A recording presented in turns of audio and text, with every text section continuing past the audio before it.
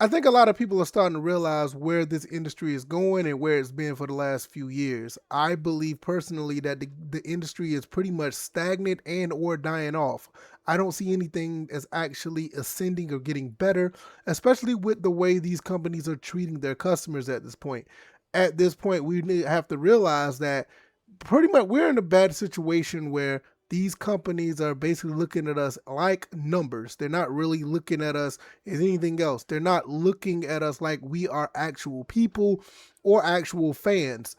If anything, we're just numbers on a spreadsheet. And I looked at this article earlier today and I wanted to talk about this because this is very important. And I think a lot of people that used to be a part of that console war thing, it kind of died off and people are starting to realize it. Xbox, Sony, and even in some cases, even Nintendo, that they're starting to realize that their loyalty means nothing. Shout out to Eddie Mako on GameSpot with an excellent article. I want to talk about this, give my thoughts and opinions about this because I think this is really, really, really interesting. And it kind of sheds a light on like the industry is starting to understand like, hey, it's not about what we used to think it was back in the 2010s. It's really a dire problem. So let's go ahead and get into this. This article is pretty awesome. Your loyalty to Sony or Xbox means nothing, analyst says. It's a good idea to remember that you're just a number on the spreadsheet to Sony and Microsoft. In response to Sony announcing that it will stop producing physical games for PlayStation starting in 2028, a lot of people had a lot of things to say. One of these voices is Circana analyst Matt Piscatella, who's offering a refreshing, if not brutal, reminder that your loyalty and love for PlayStation or any other console or franchise mean nothing to the corporate overlords controlling them. It's all about money and has always been. I'm just going to keep that highlighted for a second. I want you to really look at this and understand what I'm saying. At the end of the day, it's all about money and it's always been. Even going back to the Super Nintendo, Sega Genesis days, it's always been that way. But back then, they had to start from somewhere. So they really embraced the fans for the most part. They wanted to make sure we got a pretty good deal with any game that we came out with. I mean, the games had to be finished. You know, the games were, I would say they're much more enjoyable back then. And the games were trying to engage more people. Now they're just trying to get you with a bunch of gotcha stuff. I mean, if you even look on the screen right here, I mean, they're just talking on the screen. Look at this ad for Assassin's Creed Black Flag. I mean, it's just another remake. They're just trying to get you to buy games. It's not necessarily a thing where it's, you know, something refreshing or something, you know, great to be a part of. It's all about gotcha now. They just want your money and look at the numbers. That's all it is. All right, let's keep going. You can love and prefer video games, ecosystem, franchise, or whatever all you want. Like me, I do. Believe it or not, I used to love the Xbox, especially the original Xbox, and that's where my loyalty started at. Even, you know, when I was playing games back in the 90s, the original Xbox was just something different. So I was a big, you know, original Xbox guy. You can think that your years of customer loyalty should or will be reciprocated, but these businesses don't love you back. Same with your job for what it's worth. You're just a number on a spreadsheet, he said.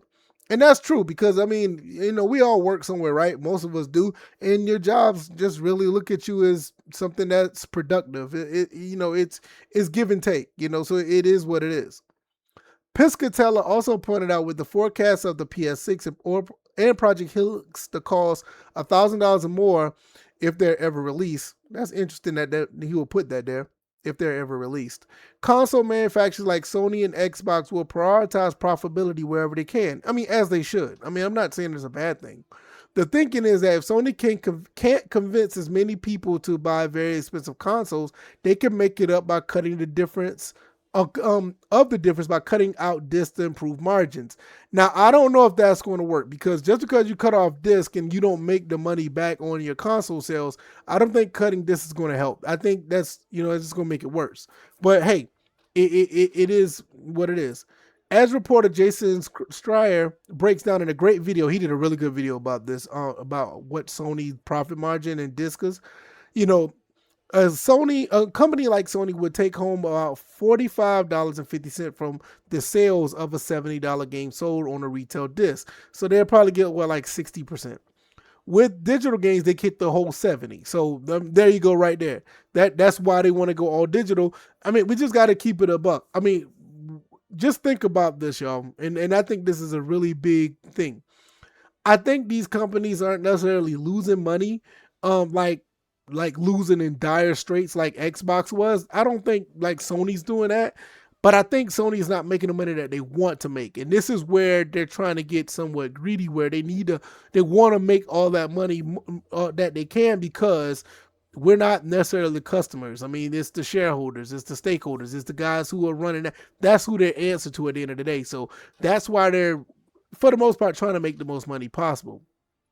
Third-party games will go all digital in PlayStation 2028 as well, and this will help those publishers make more money by way of improved margins, and Sony will make lots more money through collecting its platform fees.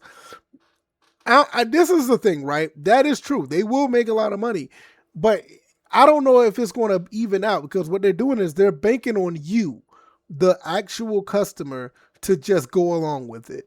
Now, for me, I want to be completely transparent. Even though I have all these physical games, I was planning on going all digital on the PS6 to begin with because I have too many physical games.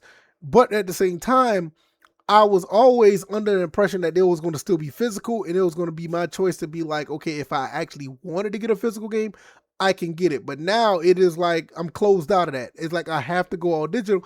And I'm kind of thinking like, do I really want to be actually funding or actually be a part of that? Do I want to give them my money on that because of the fact that I thought the choice was always there and me funding it is like actually feeding the beast, right? I don't know if I want to do that. So digital is too lucrative. Now that is true. Now I'm not going to get with all of this because this right here is, basically what it is. Basically saying that they're not going to reverse their decision. And, Dr. Keratin Soto of Catan Games, he said they don't think they're going to reverse this decision. And I mean, it is what it is. So at the end of the day, it is, that you just gotta have to be like, look, you want to deal with this or not? And I see a lot of people saying that they don't want to deal with it. They're like, look, I'm not about to do this. I'm going to back out of the PS6, which I'm going to be interested to see if people will do that. I'm still on board to getting the PS6, but I also have to be honest with myself as well. It's like, is there something out there for me to buy that's on the PlayStation 6 that I gotta have? That's something that's really going to be something I have to think about because their first party titles hasn't been hitting like they used to be. This is not 2016, so by the numbers, first party PlayStation sold at a disc retail that would keep them 65% of the sale price, 30%.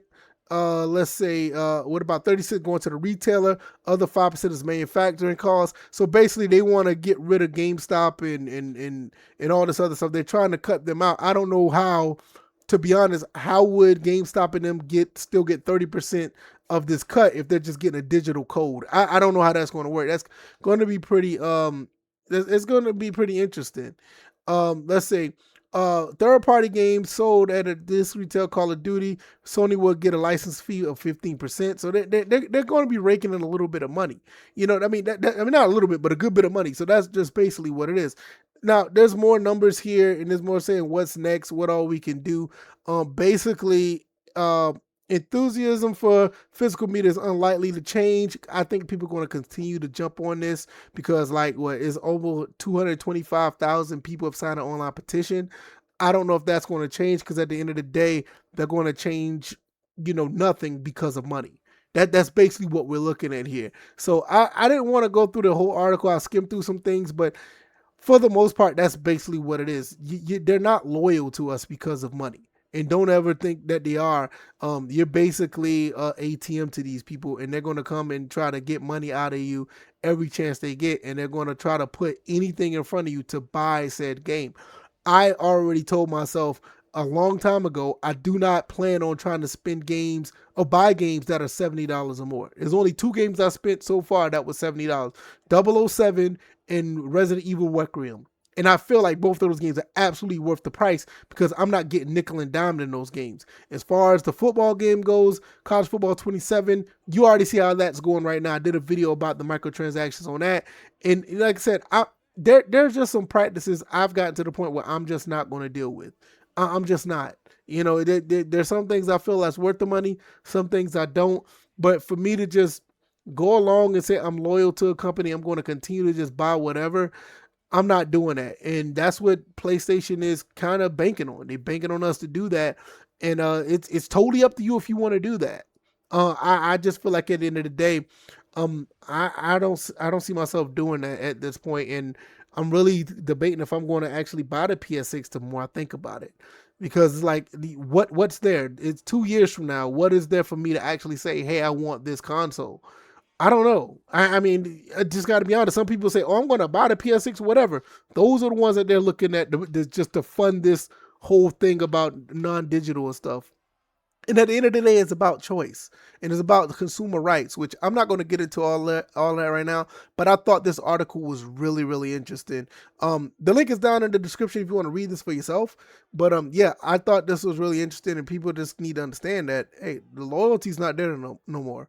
You know, I don't think it ever was. Honestly, you're just a number to these people, and all it is they're gonna want your money, and that's it. So, other than that, I'm gonna get out of here. Shout out to Eddie Makuch. I think I said that right. I don't know. I'm not good with names, but shout out to him. Links down in the description. You want to check out his article, and I'm gonna get out of here. All right, y'all. I'm out. Peace.